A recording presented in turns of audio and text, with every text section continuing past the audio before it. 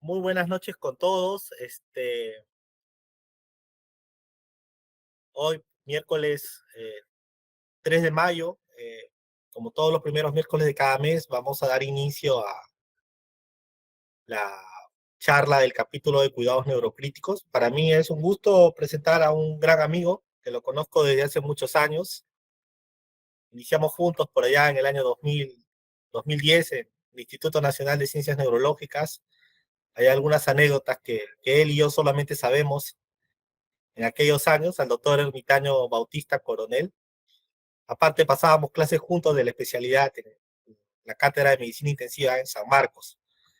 El doctor es un referente a nivel nacional en todo lo que es el monitoreo de PIC y presión tisular de oxígeno. Es médico asistente de la UCI neuroquirúrgica del Hospital Nacional Guillermo Almenara Irigoyen.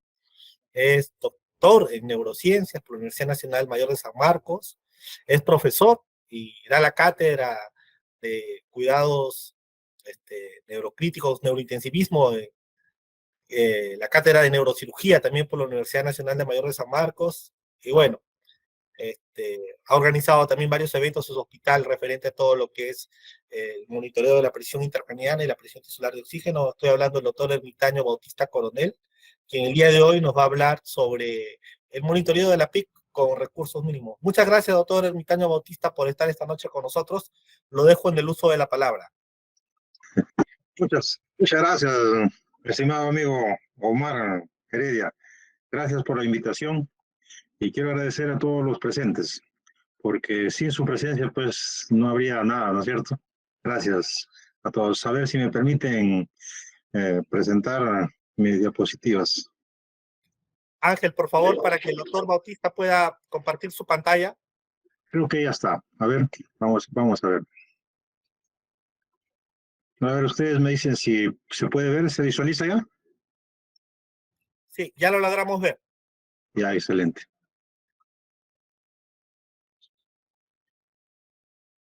Bueno, la charla de ahora pues se titula Monitoreo de la PIC con recursos mínimos. A ver, vamos a ver cómo nos va esta noche. Bueno, no sin antes pues nosotros recordar, ¿se escucha, verdad? Te escuchamos muy bien. Sí. No sin antes recordar al más grande que ustedes pueden ver acá en la fotografía, al maestro Aurelio Asto Almidón, ¿no? Uno de los pioneros en el neurointensivismo en el país. Lastimosamente nos abandonó el 2012, falleció, ¿no? Pero aquí estamos para tratar de seguir sus pasos, ¿no? Y bueno, los demás maestros que están ahí, de Revaliati también, el doctor Carmona también, que lo acabo de ver en estos momentos, él está presente, ¿no? Bueno, y cómo no recordar, pues, el Instituto Nacional de Ciencias Neurológicas, por esos años por donde iniciamos en lo que es el neurointensivismo, pero aún estamos pequeños, ¿no? Bueno, con respecto a la hipertensión endocraniana, pues nosotros sabemos que es una emergencia médico-quirúrgica, ¿no es cierto? Entonces, tenemos que intervenir en conjunto, tanto los clínicos como los neurocirujanos. Miren, en este paciente, pues la PIC 80, ondas bárbaras, la tomografía totalmente comprometida y por supuesto que nuestro paciente también con Glasgow menor o igual a 8, ¿no es cierto? Es importante recordar la interrelación entre la caja craneana, ¿no es cierto?, que es un componente rígido, no se extiende, no se expande, entonces vendría a ser el continente, y dentro de ello, pues nosotros tenemos la masa encefálica, que es el 80%, 10% de líquido cefalorraquídeo y 10% sangre. Producto de esta interrelación, nosotros tenemos lo que es la PIC, la presión intracerebral. Valores normales en adultos son promedio de 7 a 15, ¿no es cierto? Y también habrá valores, por supuesto, para los más pequeños, ¿no?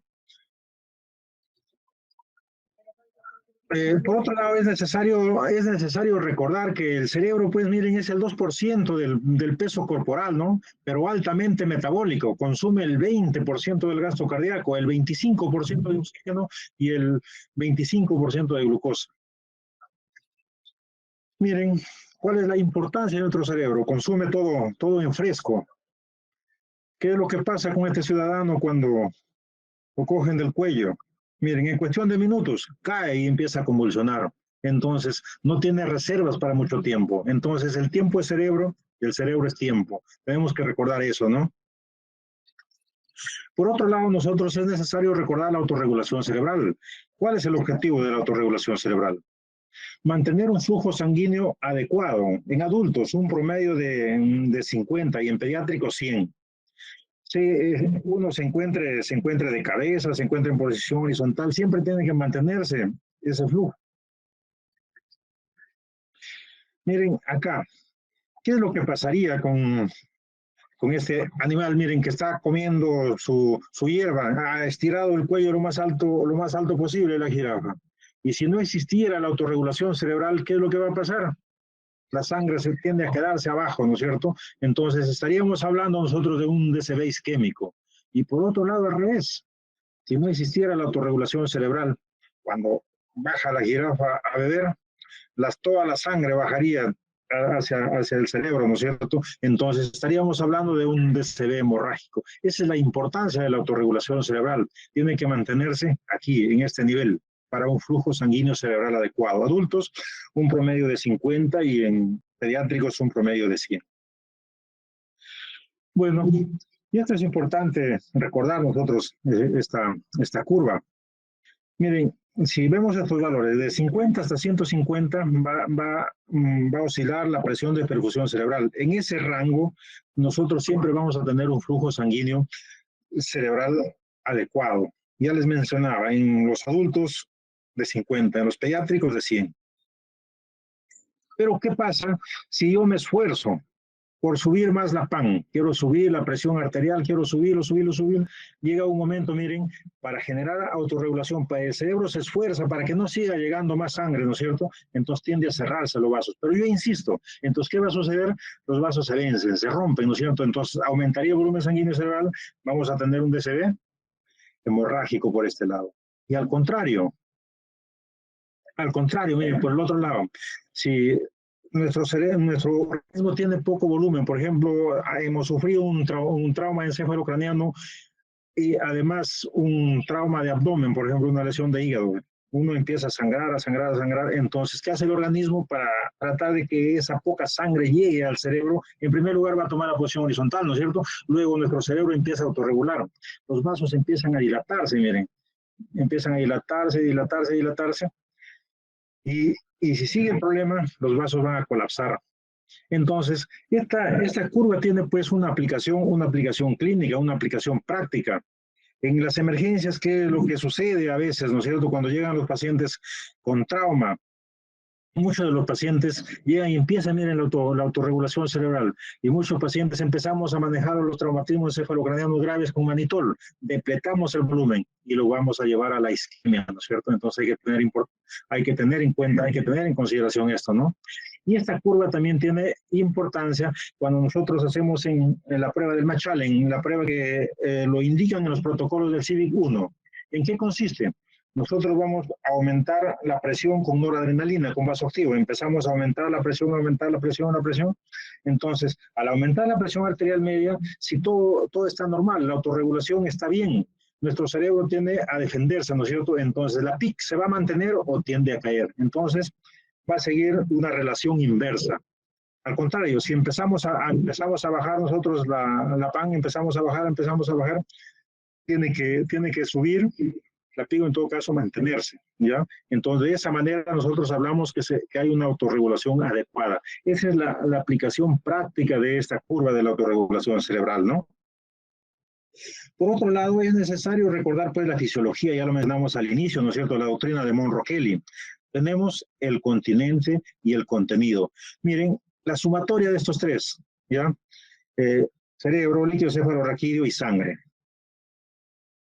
Genera una constante. Tiene que estar de una forma constante dentro de la caja craneana. Pero ¿qué pasa si entra un cuarto elemento? Se descompensa. En un primer momento se tiende a compensar. Si aumenta acá el líquido cefalorraquídeo, por ejemplo, entonces el volumen sanguíneo cae. Igual, si el otro sube, los demás tienen que bajar para compensarse. Porque en la caja craneana pues sabemos que cae aproximadamente un promedio de 1500, digamos así, o 1200 de volumen, ¿no es cierto? Entonces ese volumen siempre tiene que ser el mismo. Pero si entra un cuarto elemento, entonces ya empieza a descompensarse, ¿no? Por otro lado, al inicio mencionado los valores normales de la PIC. Miren, acá los valores normales de la PIC en el adulto va a estar entre 10 y 15, ¿no es cierto? Pero en los más pequeños va a ser diferente, 3 a 7, 1.5 a 6 en los más pequeñitos, ¿no es cierto? Y por otro lado, es necesario recordar también la onda de la PIC, no solamente fijarnos en el valor por el valor de la PIC, ¿no es cierto? Tenemos que fijarnos en la onda. Miren, acá tenemos una onda de la PIC. ¿A qué se parece esta onda de la PIC? Se va a parecer a la onda del pulso, la que vamos a ver nosotros, a la arterial, ¿no es cierto? Entonces, si se parece, debe coincidir en algo. Entonces, la P1 pues se relaciona con la sistólica. La P1 se relaciona con la sistólica, con la presión sistólica. Entonces, esa es nuestra onda, nosotros lo vamos a manejar. Si necesitamos optimizar esta onda, ¿qué es lo que vamos a hacer? Vamos a utilizar vasoactivos, utilizaremos volumen, ¿no? Al contrario, si necesitamos disminuir esa onda, ¿qué es lo que vamos a hacer? Utilizar antihipertensivos, ¿no es cierto? El abetalol, por ejemplo, el de elección en los neurocríticos. Si no tenemos, podemos utilizar lo que tengamos, ¿no? Pero lo podemos manejar a esta onda. Y la segunda onda, pues nosotros tenemos acá la P2, que tiene que ver con la compliance cerebral, ¿ya? Siempre la P2 tiene que ser más pequeña que la P1, en cuanto el 80% de la P1, ¿no es cierto? Y la P3, ¿qué vendría a ser la P3? La P3 pues se relaciona con el retorno venoso. Si la P1 se relaciona con la llegada de la sangre al cerebro, la otra tiene que ver con la retirada, o sea, con el retorno venoso, ¿no es cierto? Entonces, vamos a ver que esta es más pequeña que la P2. Entonces, ¿qué pasaría con la P3 si hay algún problema en el retorno venoso? Estaríamos hablando, por ejemplo, del seno longitudinal superior. Hay una obstrucción a ese nivel, o sea, si hay una trombosis, o en todo caso a nivel de las yugulares, entonces esta onda se torna más alta. Entonces vamos a tener un patrón en camello dromedario. Sería al revés, ¿no es cierto? Bueno, eso es en cuanto a la onda. Más adelante vamos a ver la pica también, lo vamos a analizar, pero por ahora nos quedamos ahí, ¿no? Ahí tenemos la presión de percusión cerebral, que oscila entre 50 y 150, el flujo sanguíneo cerebral ya lo mencionamos. Y acá tenemos pues la ley de Monroe-Kelly, ya lo vimos también, parénquima 80%, líquido cefalorraquídeo 10, sangre 10, ¿no es cierto? Volumen constante. ¿Se puede romper este equilibrio? Sí, ¿no es cierto? ¿En qué circunstancias? Acá la tenemos. Miren, tenemos un montón de patologías que nos van a afectar al encéfalo, que se relacionan con el encéfalo. Básicamente nosotros hablamos de injuria cerebral aguda grave. Las más frecuentes tenemos el trauma, los problemas de hemorragia cerebral, las hemorragias subaranoidea, los tumores cerebrales que vemos bastante en nuestro hospital en el Almenara y todas las que ustedes pueden evidenciar a ese nivel, ¿no es cierto? Pero miren, todas casi confluyen en qué? En un factor común, el edema cerebral, ¿no es cierto? Conllevan al edema cerebral. Entonces, nosotros pues afinamos nuestro manejo en lo que respecta al edema cerebral como clínicos, ¿verdad? Entonces vamos a hablar nosotros acá de los tipos de edema cerebral. Básicamente tres con lo que se relaciona al manejo. En primer lugar, miren, ¿cómo vamos a reconocer un edema citotóxico nosotros en la tomografía? Vamos a ver que es difuso, generalizado, no hay surcos ni cisuras, están borrados los surcos y las cisuras. Por otro lado, se ha perdido la diferenciación córtico-subcortical. De esta manera nosotros tomográficamente reconocemos a un edema cerebral bárbaro, ¿no? Y por supuesto que las cisternas peritroncales, miren cómo están borradas, están desaparecidas, ¿verdad? Y nos preguntamos, ¿dónde va a estar la lesión? La lesión estará en la bomba de sodio y potasio, ¿no es cierto? Su función sabemos que era de sacar 3 sodios y meter 2 potasios, pero cuando esta falla, entonces el sodio se queda dentro, por lo tanto va a jalar agua y la célula se va a hinchar, ¿no es cierto? Entonces estamos hablando de un edema. Y al revés, acá miren, nosotros tenemos, por otro lado, el edema vasogénico. Básicamente lo vemos en los tumores, ¿no es cierto? Y tomográficamente, ¿cómo lo vamos a reconocer? El edema se va a centrar alrededor de la lesión. Va a estar ubicado más en la sustancia blanca. También lo describen en dedo de guante o en hoja de higuera, ¿no es cierto? Entonces, ¿dónde está la lesión? A nivel del endotelio, ¿no? El manejo acá, básicamente nosotros utilizamos corticoides, ¿no es cierto? Y en tercer lugar, pues tenemos el edema intersticial o periventricular, ¿no? Cuando se obstruye o cuando hay una alteración en el flujo o en el circuito del líquido cefalorraquídeo, ¿no es cierto? Los ventrículos empiezan a dilatarse, si los ventrículos empiezan a dilatarse, pues el líquido cefalorraquídeo empieza a meterse al parénquima, ¿no es cierto? Manejo esto. pues lo ponemos a los neurocirujanos, ¿no es cierto? Colocarán su DBP o su DBE según sean las circunstancias. Y por otro lado, es necesario ver los criterios, la definición de hipertensión, ¿no es cierto? En adultos, entonces tenemos pues acá, por ejemplo, bueno, la definición de PIC, ¿no es cierto? PIC mayor de 22 según las guías de la BTF, que ya no son tan nuevas también desde el 2016. Y por supuesto que toda regla tiene su excepción, ¿no es cierto? No vamos a esperar pues una PIC de 22 en estos casos, con pacientes con reanitomía descompresiva, con lesiones de fosa posterior, lesiones de fosa temporal o también de frontal profundo, que están muy cerquita al tronco, ¿no es cierto? Entonces el paciente se nos puede descompensar muy rápido. Y también no debemos olvidarnos nunca pues de la clínica, porque la clínica pues nos da signos tempranos de hipertensión endocraniana, ¿no es cierto? La cefalea intensa, los vómitos en escopetazo y el edema de papila, ¿no es cierto? Miren, estos son signos tardíos, miren. Acá tenemos pues ya, como valoramos con la escala de Coma de Glasgow, miren, ha hecho una midriasis, tenemos una pupila midriática, tenemos acá una rigidez de rigidez de corticación, ¿no es cierto? Una rigidez de corticación, flexión de los brazos, ¿no es cierto? Y acá podemos ver la triada de Cushing. Pero esto es tardío, nuestro paciente ya se está defendiendo, casi se está enclavando, como lo llamamos nosotros en la intensivismo, ¿no es cierto? Bueno, por otro lado, es necesario también entender lo que es la hipertensión endocraniana refractaria. Tenemos tres criterios, ¿no es cierto? Los valores, por un lado, que ya lo mencionamos, 22 o 15 en todo caso. Por otro lado, el tiempo. Habíamos dicho al inicio que el tiempo es cerebro y el cerebro es tiempo, ¿no es cierto? Acá, pues, algunos pueden decir menos, otros es más, pero en el hospital Almenara lo que trabajamos es con estos valores, ¿no es cierto? Entonces, con la PIC mayor de 22 o mayor de 15 y el tiempo no más de 30 minutos, ¿no es cierto? Y que no haya respondido a medidas de primer nivel. Hay diferentes esquemas actualmente con respecto al manejo de la PIC, pero por cuestiones académicas nosotros mantenemos este esquemita antiguo que está en las guías de la BTF.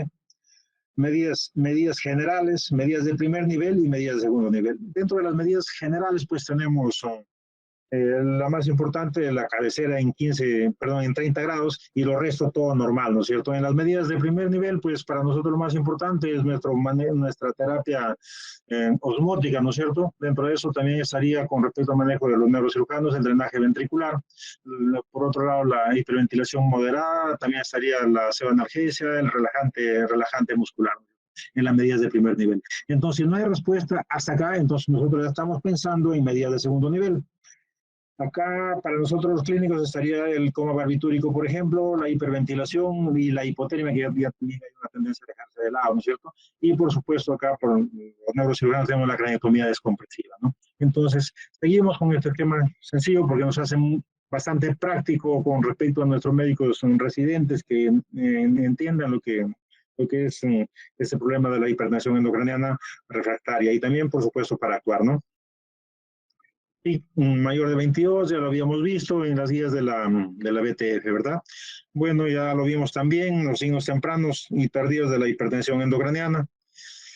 Acá, miren, si tenemos una lesión cerebral con efecto de masa, si no lo retiran a tiempo, va a seguir aumentando. En todo caso, el edema cerebral debajo de la lesión también sigue incrementándose. Vamos a tener desviación de la línea media. Al final vamos a tener los diferentes tipos de hernias que se pueden presentar y a las finales nuestro paciente se encaba, ¿no?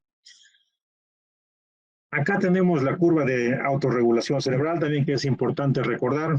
La curva de presión-volumen, por este lado tenemos lo que es la presión intracerebral, por otro lado el volumen, ¿no es cierto? Entonces, si nosotros analizamos acá en la horizontal, miren, de A hasta B, los componentes de nuestro cerebro,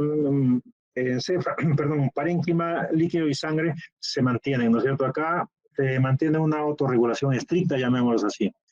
Si aumenta uno de ellos, los demás bajan, entonces se compensan, por lo tanto, la PIC, miren, la PIC se mantiene alrededor de 10. Pero acá de B a C, miren, aumentamos un poquito más el volumen y ya empieza a trepar un poco más acá, la PIC sube a 20 rápidamente, ¿no? Y por otro lado, nosotros acá vemos de C a D, aumenta un poco más el volumen y la PIC se dispara en forma potencial. Entonces nosotros acá pues hablamos de un punto crítico, ¿no es cierto? Esto es lo que sucede muchas veces en los pacientes que aparentemente, pues en nuestra emergencia llegan, por ejemplo, haciendo y están aparentemente bien, están con un grado 12, 13, quizás hasta más, ¿no es cierto? Pero de un rato a otro se empiezan a deteriorar y nos llaman que el paciente se ha deteriorado, ¿no es cierto? Quizás no nos fijamos bien en la tomografía también, las cisternas ya estaban más comprometidas y todo, hay que mirar todo, por eso nosotros llamamos neuromonitoreo multimodal, ¿no? Bueno, es lo mismo de lo anterior. Acá ya vimos también, ¿no es cierto?, cómo la masa, la lesión va creciendo, el edema también, y por supuesto vemos los diferentes tipos de hernia, ¿no? Acá, con respecto a la fisiopatología, vemos por este lado que disminuye, al aumentar la PIB, va a disminuir la presión de perfusión cerebral, disminuye el flujo sanguíneo cerebral. Por acá se va a producir una vasodilatación, acá al contrario, entonces tenemos acá una vasodilatación cerebral que aumentaría el volumen sanguíneo cerebral, aumenta la PIC. Entonces, se empieza a manejar en forma contraria. Entonces, ¿qué hacemos nosotros? Aumentamos la PAN. Al aumentar la PAN, vamos a aumentar la presión de perfusión cerebral, vamos a producir una vasoconstricción como consecuencia, disminuye el volumen sanguíneo cerebral. Al disminuir el volumen sanguíneo cerebral, vamos a tener que disminuir la PIC, ¿no es cierto? Ya, entonces, eso es con respecto al manejo. Y ahora vamos a hablar de la monitorización de la PIC, ¿no es cierto? Para monitorizar la PIC, ahora pues tenemos diferentes métodos, ¿no es cierto? La no invasiva y la invasiva. De todas maneras, tenemos que medir PIC sí o sí. De forma no invasiva, creo que últimamente hay una tendencia a ser cada vez menos invasivos, o sea, a ser no invasivos. Entonces ahí tenemos pues el Doppler transcraneal, por ejemplo, ¿no? Por un lado, por otro lado tendremos el estudio de la vaina del nervio óptico y también hay otros monitores que se pueden colocar alrededor de la cabeza, del encéfalo y te pueden medir de forma no invasiva la presión intracerebral. Básicamente las ondas de la PIC, ¿no es cierto? Y en base a eso ya se trabaja. Pero por ahora nosotros vamos a hablar de la PIC invasiva, ¿no?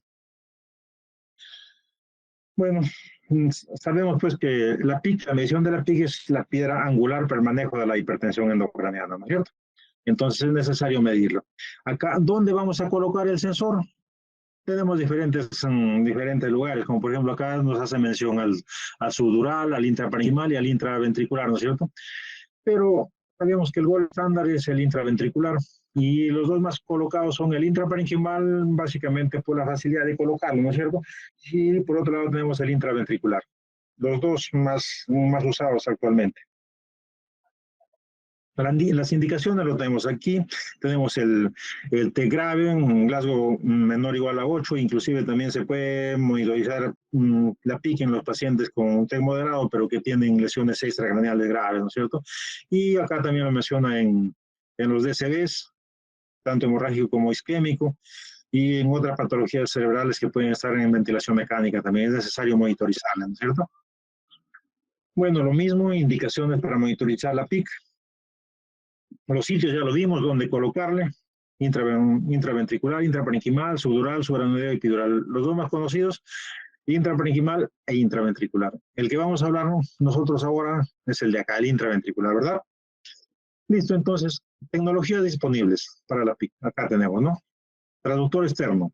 Este es el sistema acoplado a fluidos, ¿verdad?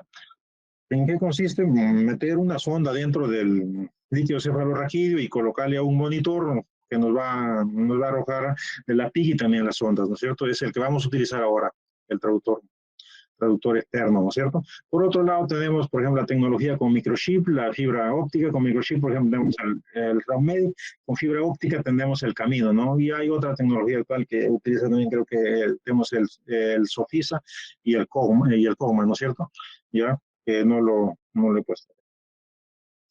Bueno, acá tenemos al doctor Ignacio Prevllano de Argentina también, ¿no es cierto?, que nos hace este esquema en su libro, ¿no es cierto?, la colocación del catéter, pues, dentro del ventrículo y al colocarle a un monitor y nos va a arrojar, pues, las ondas, de esta manera nosotros vamos a poder medir, ¿no es cierto? Y ahora, pues, vamos a ver la técnica de colocación de la PIC. Siempre nos hemos preguntado quién lo coloca, ¿no es cierto? Pero me hace feliz verle a mi maestro a Aurelio Asto Almidón acá colocando la PIC con uno de los residentes votantes en esa época en el Almenara, ¿no? Pero vamos a ver qué nos dice la bibliografía. Miren, muchos seguramente han revisado este estudio de la doctora Chiara Roba, ¿no es cierto? Miren, vamos a ver quiénes colocaron la pica acá. Miren, en el total de estos pacientes, 1.332 pacientes. ¿Quiénes lo colocaron? Tenemos, bueno, el 97% lo colocaron los neurocirujanos. Los neurointensivistas un 2% y otros 1%. Poquito, ¿no es cierto? Entonces hay que esforzarnos por colocar más, ¿no? ¿Ya? Entonces ahí vemos las patologías. Acá, por ejemplo, miren las patologías que estudiaron en ese estudio, valga la redundancia, trauma encefalocraniano grave, acá la hemorragia esternocleidoidea y también la hemorragia intraparenquimal, ¿no es cierto? Esto es lo que evaluaron. Y esto es quienes lo colocaron. Es muy interesante para nosotros, pues, la planeación previa para colocar nuestra PIC antes de colocarlo. Siempre tenemos que trabajar nosotros en un ángulo de 15 a 30 grados. En intensivos, pues nosotros hemos aprendido a manejar al paciente en posición horizontal, pero no sabemos cuánto tiempo vamos a demorar en un procedimiento. Puede ser que en una, pues, por ejemplo, intubamos o en una colocamos nuestro catéter, pero puede ser que demoremos más tiempo, ¿no? Entonces, para colocar nuestra PIC siempre hay que colocarla en este ángulo de 30 grados, de 15 a 30 grados. Es muy importante la posición. Bueno, creo que fue uno de los artífices para hacernos soñar nuevamente con un mundial. Pensá, dijo el maestro Gareca, ya se fue, pero bueno, ha quedado los recuerdos, ¿verdad? Miren, entonces, ahora pues nuestro tema es el monitoreo de la PIC con recursos mínimos. No necesitamos tanta cosa, ¿no es cierto? Necesitamos, miren, una sonda Nelaton. Acá lo tenemos a la sonda Nelaton. ¿Qué más? Una llave de triple vía. Necesitamos un guantecillo quirúrgico, aguja de punción lumbar.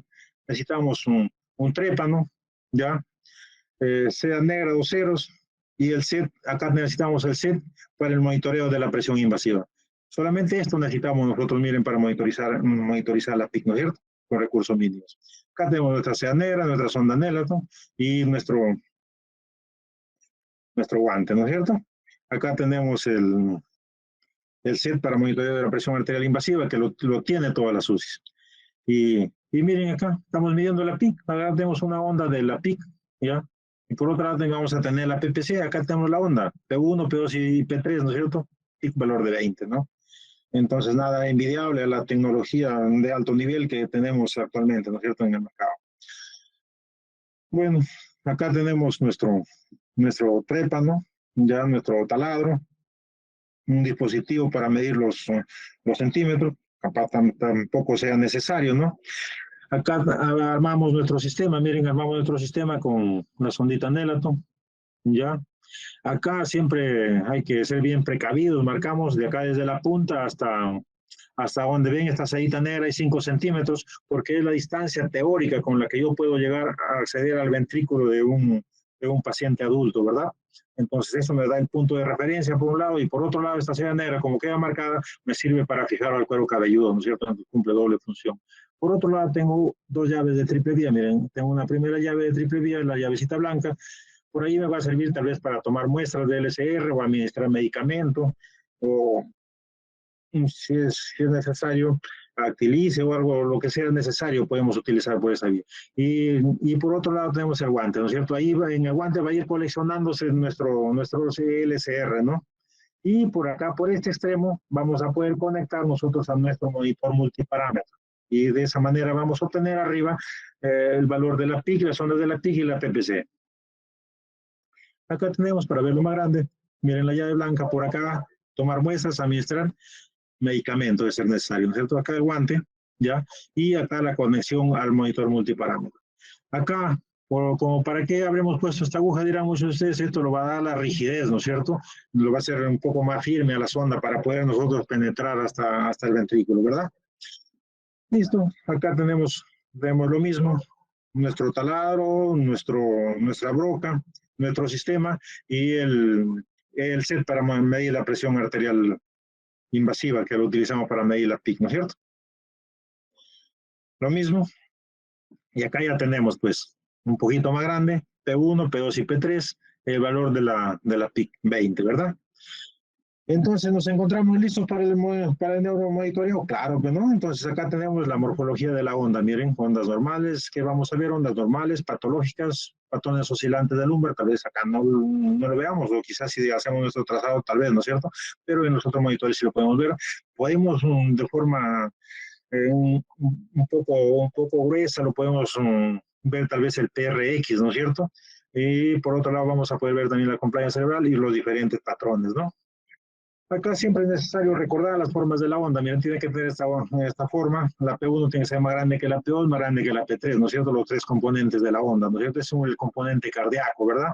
¿Por qué cardíaco? Porque cada vez que late nuestro corazón, nosotros vamos a tener una onda arriba en el encéfalo. Si nuestro corazón late 70 veces, vamos a tener 70 ondas de la PIC, ¿no es cierto? ¿Ya? Y por otro lado, vamos a ver nosotros las ondas patológicas. Acá, miren, acá abajo. ¿Qué es lo que vamos a observar acá? La P2 lo ha superado a la P1, ¿no es cierto? Y la P3 va por ahí. Entonces ya estamos hablando de un cuarto elemento. Acá nuestro cerebro está perdiendo compliance. Al perder la compliance, ¿qué es lo que pasa? Se está tornando un cerebro duro, ¿no es cierto? ¿Ya?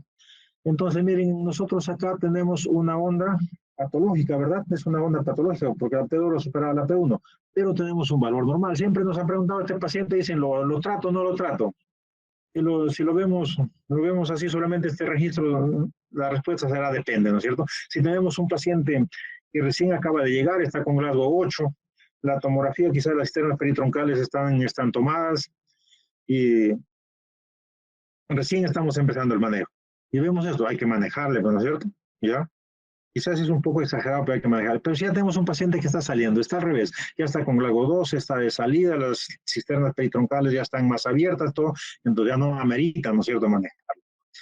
Esto, por otro lado, es necesario recordar las ondas de Lumber, las tres, ¿no es cierto? Acá tres ondas de Lumber, pero la más importante es la A y la B. Dentro de ellas, la A, ¿no es cierto? Miren, el valor de 50 a 100 milímetros de mercurio, ¿ya? Vemos que tiene un ascenso, una meseta, un descenso y una normalización. Acá en esa parte aparece la triada de Cushing. ¿En qué consiste la triada de Cushing? Nuestro cuerpo, nuestro organismo se defiende. Ya cuando hay una hipoxia bárbara arriba, una hipoxia cerebral, ¿qué es lo que hace nuestro organismo? Aumenta la presión arterial, la predomina y la sistólica. Se hace bradicardia y se altera el patrón respiratorio con la finalidad de mejorar, de aumentar el flujo sanguíneo cerebral y de que llegue mayor cantidad de oxígeno. ¿Cuánto tiempo dura? 5 a 20 minutos. Nuestro paciente se está enclavando. Nosotros tenemos que actuar, ¿no es cierto?, a ese nivel. Bueno, acá tenemos lo mismo que ya los acabé de explicar. Y por otro lado, es necesario recordar lo de acá. Miren, la amplitud de la presión del pulso. ¿Qué es la pica? En algunos monitores lo van a encontrar como la pica. Es la amplitud de la onda de la pica. Lo vamos a medir desde la base hasta arriba, cuyo valor normal va a estar de entre 1 a 4, ¿no es cierto? ¿Y esto tiene aplicación clínica o no? Entonces, nos preguntamos si tiene. Entonces, la respuesta es sí. Miren, nosotros justamente en la mañana en el hospital, pues en el momento que llegamos a la guardia, hemos visto a este paciente de 9 años de edad, posoperado de tumor cerebral, con esta tomografía, ya con esta tomografía, y justamente ha estado colocado este monitor. Y la PIC se había mantenido alrededor de 20, ya, e inclusive ha llegado hasta 30 en algún momento la PIC. Entonces ya estaríamos, pues nosotros, por ese lado, hablando de una hipertensión endocrinal refractaria, tal vez, ¿no es cierto? ¿Ya?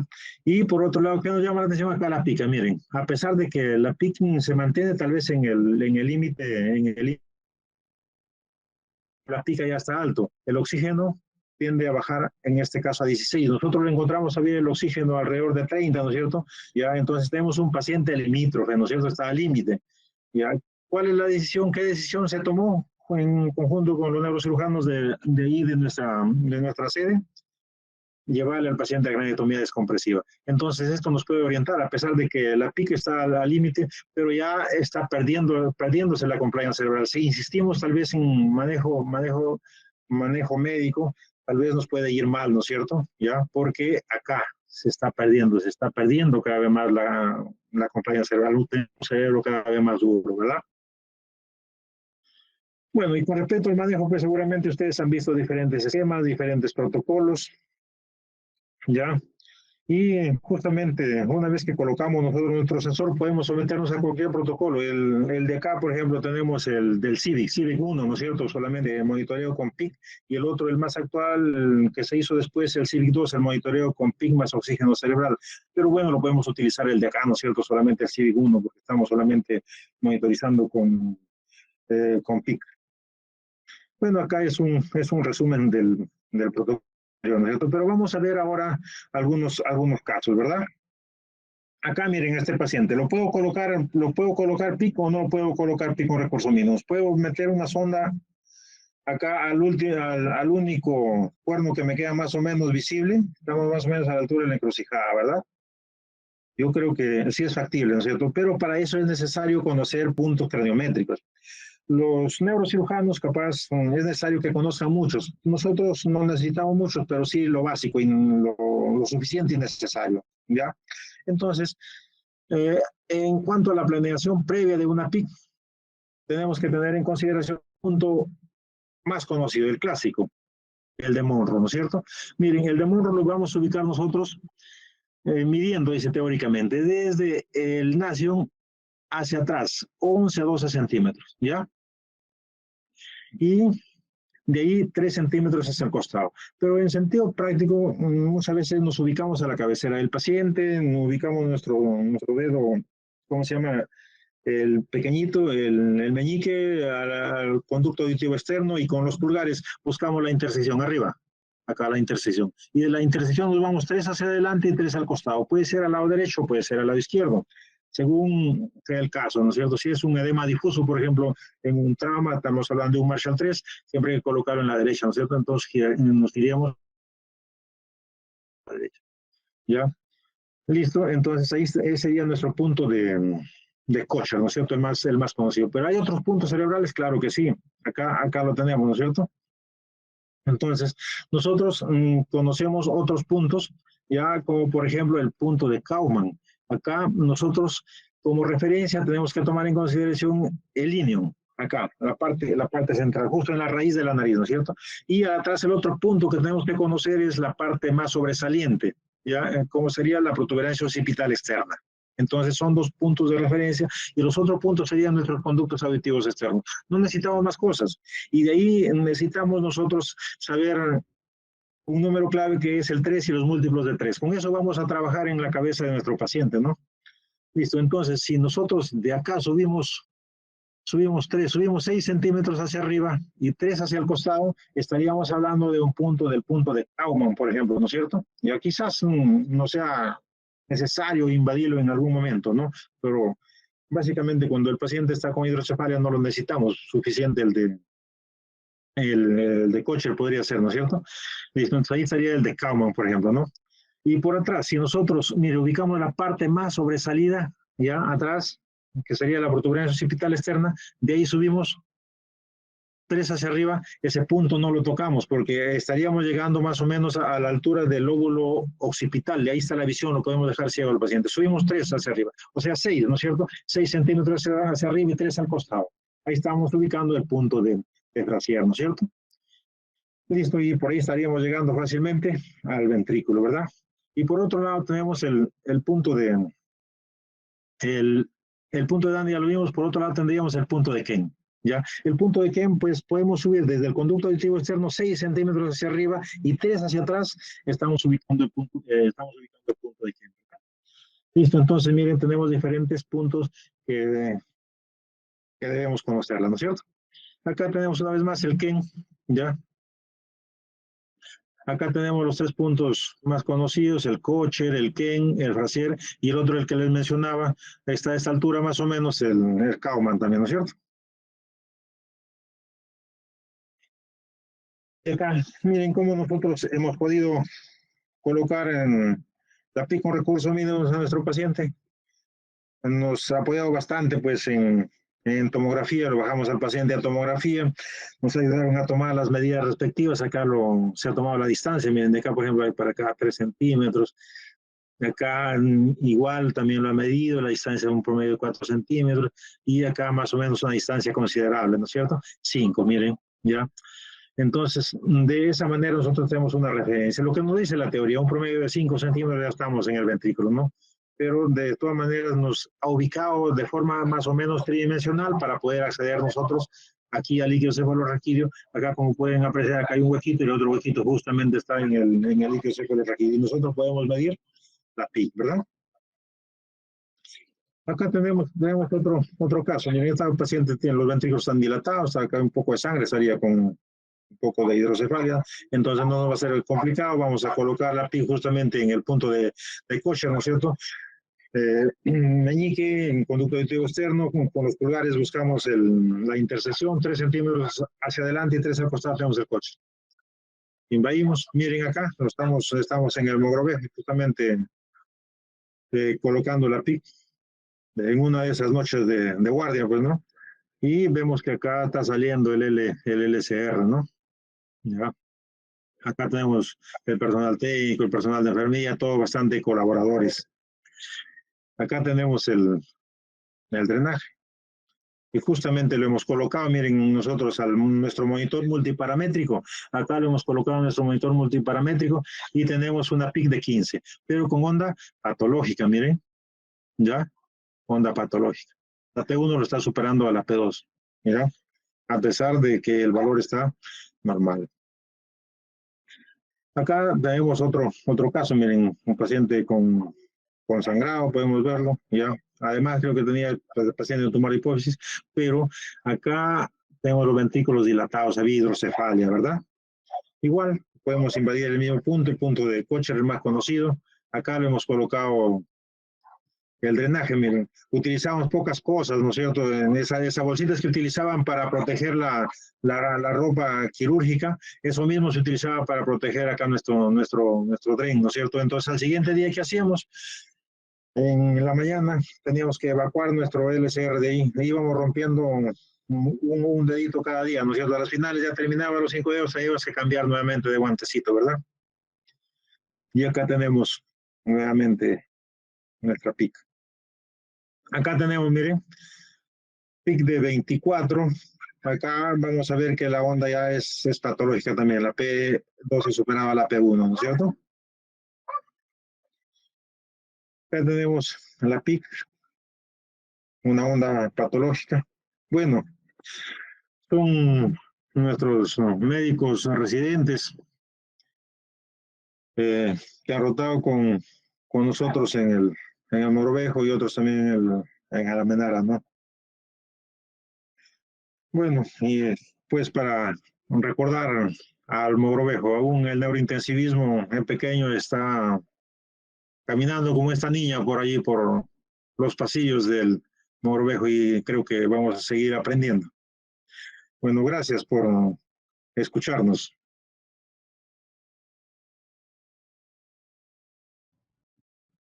Muy bien, doctor Ermitaño, muchísimas gracias por su excelente exposición. No sé si tenemos preguntas de la sala. El doctor Manuel Antonio García ha levantado la mano. Lo escuchamos, doctor. Buenas noches, bienvenido.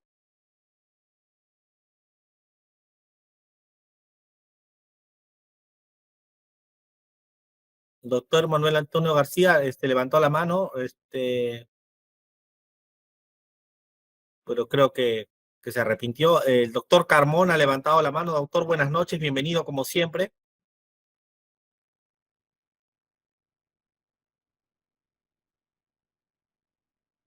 Doctor, su micrófono está apagado, maestro.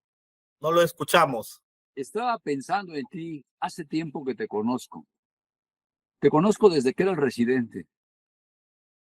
Cuando menos son, pues no sé si 20 años o algo así. Por ahí va el camino. Me da mucho gusto lo que están haciendo, cómo van las cosas. Hay mucho por trabajar, hay mucho por hacer. Vamos a pensar en que podríamos echar a andar ya lo que estamos haciendo en el diplomado. Vamos a platicar luego ya que estés por acá en México. Ya te platicaré qué vamos a hacer. Muchas gracias por tu plática. Solamente quería hacer una recomendación y es desde el punto de vista de biotecnología. En 1960, Niels Lundberg empezó con el monitoreo que tú haces, publicó bastantes pacientes con tumores, casi no publicó de trauma. Él no tenía los monitores que tenemos ahorita nosotros. Y mi orientación va seguida a tratar de sacar adelante a los mejores monitores de signos vitales que tenemos nosotros ahorita. Un monitor por dentro tiene una motherboard. A esa motherboard la conectan a un sistema eléctrico y luego el sistema eléctrico lo conectan a una serie de módulos de presión arterial que se conectan con la motherboard. Los módulos van conectados a un transductor. Los transductores se clasifican es un campo electromagnético, tiene una resistencia, la presión que se ejerce por el latido se transmite a través de los cables y llega a esa presión al monitor de cabecera y ahí hacemos todos nuestros juegos. Cuando estuve en el año 2009 en Rebagliati, en la terapia intensiva, me llamaba la atención que a veces ponía un monitor de signos vitales con transductores piezoeléctricos de los que ustedes tienen y lo conectaba a diferentes sistemas de presión. Le pasaba una jeringa con solución salina al monitor y uno me daba 50 después de haberlo calibrado y otro me daba 40 a pesar de tener el 0, de haber puesto el 0. Nosotros en los hospitales, en muchos hospitales, no tenemos mantenimiento de nuestros monitores de signos vitales, porque no hemos hecho la conexión diaria o el mantenimiento preventivo diario con los monitores de signos vitales. ¿Por qué razón? Me preguntaba yo que un monitor, a pesar de haberlo calibrado al 0, uno me daba 10 milímetros de mercurio diferentes uno que otro. Y me llevé la pregunta y luego años después la pude solucionar y me llamaba la atención que al no tener mantenimiento preventivo y correctivo de sus monitores, estamos monitorizando la presión sin calibrar adecuadamente nuestros monitores porque no los calibramos. ¿Cómo calibrar un monitor de los de signos vitales para que esté bien calibrándolo? Y lo que hacía después que me enseñaron aquí en México, un ingeniero, era que yo ponía un monitor de signos vitales conectado con el transductor, pero lo conectaba a un baumanómetro de presión en milímetros de mercurio. Si yo con el manguito que inflo al manguito y calibro el monitor y lo pongo a 0, sí, bien, pero si lo calibro a una presión conocida, baja, a una media y una alta, voy a tener una calibración adecuada de la lectura del monitor que estoy teniendo. Entonces, lo que hice fue, ya no en el Rebagliati, sino fuera, es que ni terapia intensiva, ni propia terapia intensiva, le puse a una bolsa de solución salina, aquí puse la bolsa y la enrollé una solución y le puse una llave de 3 vías al manómetro, de manera que no se metiera el agua al sistema de transductor, pero que sí transmitiera la presión. Y entonces le puse 50 milímetros de mercurio y luego lo puse a 100. A 50 y a 100 yo tenía de un rango bajo y un rango muy alto. Y ya después, cuando los puse a 50 y a 100, me puse a calibrar todos los monitores de la terapia intensiva. No los de intraventriculares, no el transductor, sino el monitor propio que yo tengo en la terapia intensiva. De esa manera corregí errores que anteriormente había tenido porque nunca les damos mantenimiento preventivo a nuestra vida. Y le di las gracias al ingeniero biomédico que me enseñó a calibrar un monitor de signos vitales en base a la presión arterial. Es muy importante para poder tener la calibración adecuada de nuestros monitores y saber qué vamos a hacer. Entonces, yo como recomendación, más de lo que he aprendido contigo ahorita, porque con métodos sencillos se puede hacer, como tú lo estás haciendo, así lo hicimos hace muchos años también. Te recomendaría que, y a todos los que están escuchándonos, que calibráramos nuestros monitores en la terapia intensiva antes de empezar a monitorizar con sistemas hidráulicos. Muchas gracias a todos y buenas noches. Adelante, Marvitaño, ya platicaremos contigo. Un saludo a todo mundo, que estén felices y eso va a crecer más neurocríticos en Perú muchísimo. Vamos a echarle ganas, adelante peruanos, con todo gusto. Gracias, doctor, gracias.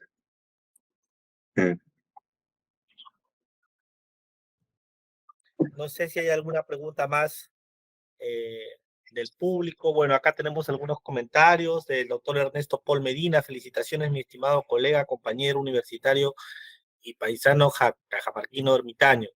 Doctor Carlos Alberto Lescano, felicitaciones ermitaño.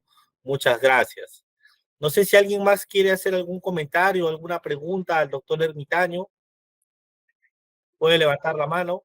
El doctor Pepe Mejía levantó la mano. Buenas noches, doctor, lo escuchamos.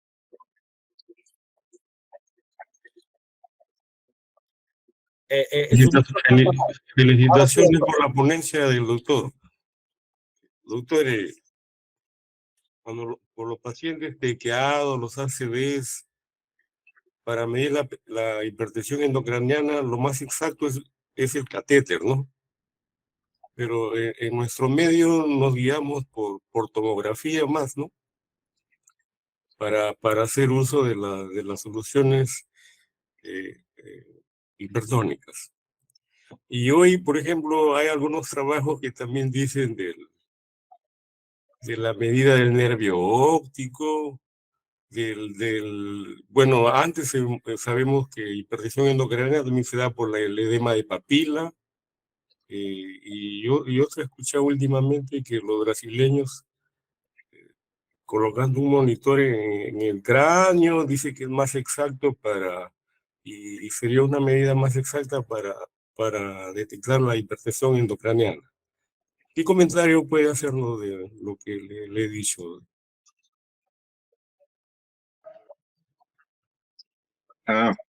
Doctor, interesante la inquietud. Bueno, es la misma pregunta que nosotros nos plantearíamos, ¿no es cierto? ¿Cuál será mejor medir la presión arterial no invasiva y la invasiva, ¿no? Entonces, será más exacto cuando podamos medirlo directamente la presión intracerebral, ¿no es cierto? Los otros van a ser parámetros que nos van a acercar un poco más a la presión, pero sí sirven, no quiere decir que no sirvan. Como le digo, actualmente hay una tendencia pues a ser cada vez menos invasivo y trabajan con esos monitores, con el monitor de los brasileños que usted dice, justamente han presentado trabajos, ¿no es cierto? Y lo que trabajan ahí es básicamente con la onda, porque se ve la onda, ¿no es cierto? Y trabajan más que todo en los pacientes postoperados cardíacos. Y ahí ven que la P2 empieza a superar la P1 y ya empiezan a tomar las medidas necesarias, ¿no es cierto? Entonces es importante. Igual, por el otro lado, con los estudios del nervio óptico, que se han hecho estudios de la vaina del nervio óptico, justamente han tratado de validar, comparar con respecto a la PIC. Entonces también hay datos, también hay estadísticas y también sirven, ¿no es cierto? Y así el Doppler también, ¿no es cierto? Se ha venido trabajando, nosotros en Mogrovejo hemos trabajado durante bastante tiempo con el Doppler, ¿no es cierto? ¿Ya? Entonces, igual también tiene un correlato. La tomografía igual sirve, ¿no es cierto? Ustedes sabrán del estudio que se hizo en el 2012, creo que en Bolivia, ¿no es cierto? Con el doctor Chesno, ¿no es cierto? Entonces, también analizaron eso, ¿no? Un protocolo clínico y el otro por otro lado midiendo la PIC y encontraron casi iban a la par, ¿no es cierto? Entonces vemos que sirve. El asunto es que nosotros tenemos que utilizar el recurso que tenemos que darle buen uso para el beneficio de nuestros pacientes.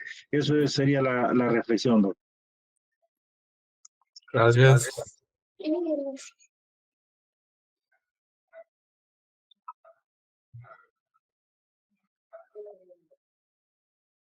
Bueno, muy bien. Si ya no hay más preguntas que realizar, quiero agradecer a todo el público que nos acompaña mes a mes en estas actividades académicas de la Sociedad Peruana de Medicina Intensiva. El día de hoy también hemos tenido, como siempre, una participación muy buena con casi 140 participantes en hora pico. Así que no sé, Ermitaño, agradecerte por tu tiempo, por tu disposición para colaborar con el capítulo de cuidados neurocríticos de la sociedad. Bueno, no sé si tienes algo más que agregar.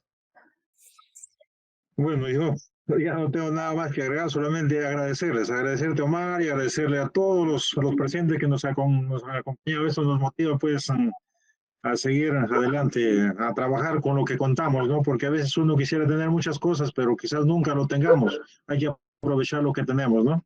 Gracias, Omar. Gracias a todos los presentes. Muy bien, entonces nos despedimos de todos ustedes, que tengan buenas noches y nos vemos en junio, el primer miércoles del mes de junio, como siempre estamos acostumbrados en este capítulo. Un abrazo para todos, gracias, buenas noches.